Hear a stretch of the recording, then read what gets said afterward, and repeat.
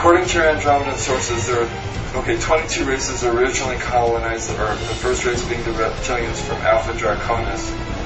What was the nature of their colony? Well, they're Hyperborean. Basically, they're explorers. And they're also genetic engineers. They would just colonize. They would take samples. They would hang a flag and say, this belongs to us, just like we did with the moon. Except we weren't the first ones there. Exactly what we've done. They were explorers. And they would just go to a place, they would see what was there, they would explore it, if there were minerals that they needed, if there were other life forms, organisms, whatever it was that they needed, they took, and then when it was done, they had enough, they moved on, and just kept exploring and expanding their realm of exploration or territory. And you said they were dumped here.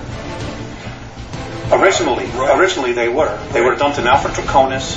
Nobody knows exactly where they came from, and my understanding is that even in their ancient history, they don't know exactly where they came from. But they were left in Alpha Draconis because that particular system offered them the highest probability of survival. And from there, they were able to create craft, space travel. I mean, they're magnificent in what they did, and they're to be commended for what they did. But the fact that they need to control and dominate and manipulate to the degree, sorry, I have a problem with that. And so does half of the other of the galaxy. That's just the way they are. They're the biggest bully. Nobody can beat them up or wipe them out, so therefore they have no motivation to change.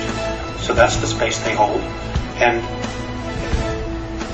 the Andromedans actually consider them the ultimate warriors.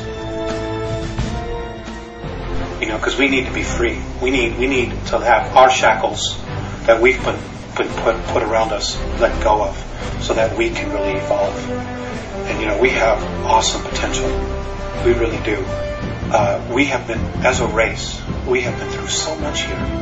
We have so much experiences, and because of our emotions, which is really our strength, which really sets us apart from all the other races out there, even the other human races. We have tremendous capabilities to create things. And, but we need to get clear of what's real and what isn't. We also need to get really clear about being able to create our own future, to create our own reality, and not have somebody say, well, that doesn't work for me, so you're going to have to do this. Play God and ruler over us. Andromedans tell you that the Alpha Draconans are here now. Where? There are 1,833 of them that have been living underground between 100 and 200 miles beneath the surface. They've been here, some of them have been here a long, long time. They have lifespans that are thousands of years. They're carnivorous. They're not friendly to mankind, at least the ones that are here. Are you saying carnivorous, they eat humans? Yes. And they won't eat a dead human. It has to be alive at the time of the killing. Their preference is children. And we've been told you shouldn't talk about that. There are other people say, well, you better not talk about the reptilians. Well, bull. Why not? According to the Andromedans, they're responsible for 31,712 children disappearing in the last 25 years from the United States. These children were food. And I'm supposed to just shut up and not say anything about it because people don't want to hear it? That's tough. That's tough. Westchester County, in the last 5 years, 3,000 children in Westchester County, New York, have vanished without a trace. Where are they going? Why are we allowing this to happen? And why should people want to stay in denial about it? Now, how are they able to do this? How are they able to do it? How are they able to come up out of this from underground and do it, or do they have? There are tunneling systems everywhere. They're being helped by the Greys, and also there are groups within the higher echelon that are actually helping them acquire this. So human beings are abducting the kids and giving them to the Greys, who in turn give them to the Alpha Draconans. That's right. That's part of the deal.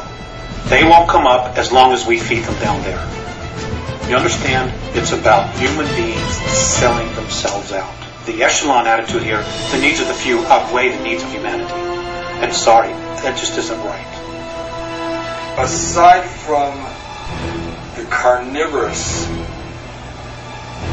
aspect to the Alpha Draconans, why else are they dangerous to humanity? Because they don't like us. And what are they willing to do with humanity? Eat us. Physical characteristics of the Alpha Draconians, what do they look like?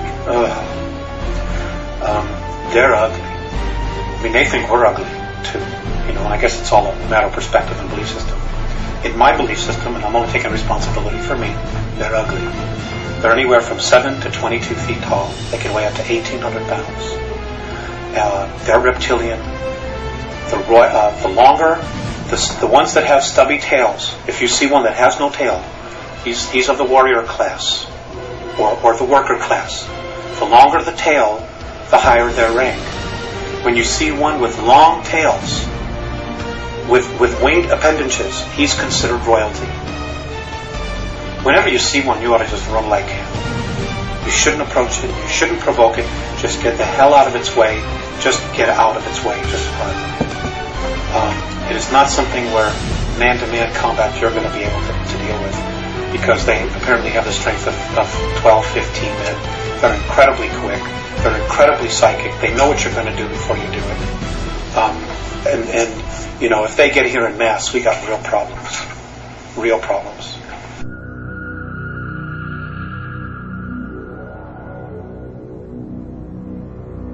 Could you describe the human military bases on the dark side of the moon, Mars, and the Mars probes as related to by the Andromedans, and how the Alpha Draconians fit into this scenario?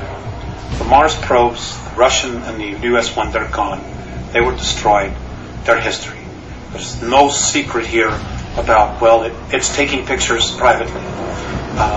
You know, and it doesn't matter whether you believe that or not. It's history. Okay.